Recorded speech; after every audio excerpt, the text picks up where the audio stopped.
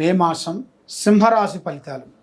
ఈ సింహరాశిలో ఉండవలసిన వాళ్ళకి ఆదాయంలో ఖర్చులో ఎలా ఉంది, వాళ్ళ స్థితిగతులు ఎలా ఉన్నాయి అనేది ఇప్పుడు మనం తెలుసుకోబోతున్నాం.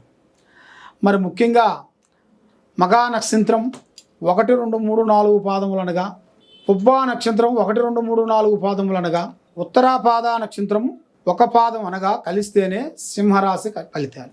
ఈ సింహరాశిలో ఆదాయంలో 11, ఖర్చులో 11. అంటే ఎంత సంపాదిస్తారో అంత ఖర్చు అయిపోతుంటుంది. అంటే వీళ్ళు సంపాదించిన దానికి, తినేదానికి, దానికి ఖర్చు అయిపోతుంది. కాబట్టి మరి ఏ కార్యక్రమం చేసినా, ఏ పని అనుకున్నా, ఏ కార్యక్రమానికి వెళ్ళినా, ఏది అనుకున్నా కూడా 1, 2, 3 సంవత్సరాల నుంచి వీళ్ళకి ఏ కార్యక్రమం ముందుకు రాదు.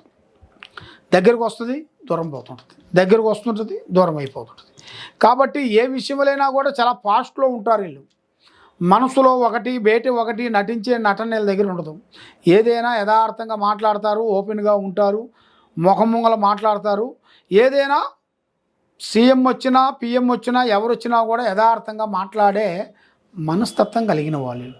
ఈ సింహరాశిలో ఉండవలసిన వాళ్ళు మెయిన్గా ఎన్నో రోజుల నుంచి కొన్ని కోరికలు, కొన్ని పనులు, కొన్ని కార్యక్రమాలు, పెద్ద పెద్ద విషయాలను వీళ్ళు ఎదురు చూసుకుంటూ ఉంటారు.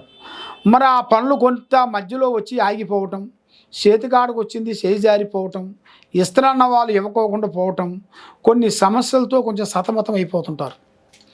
మరి వీళ్ళందరికీ సతమతం అయ్యే వాళ్ళందరికీ అదృష్ట యోగం, ధనప్రాప్తి యోగంలో చూసుకుంటే సగమే ఉంది.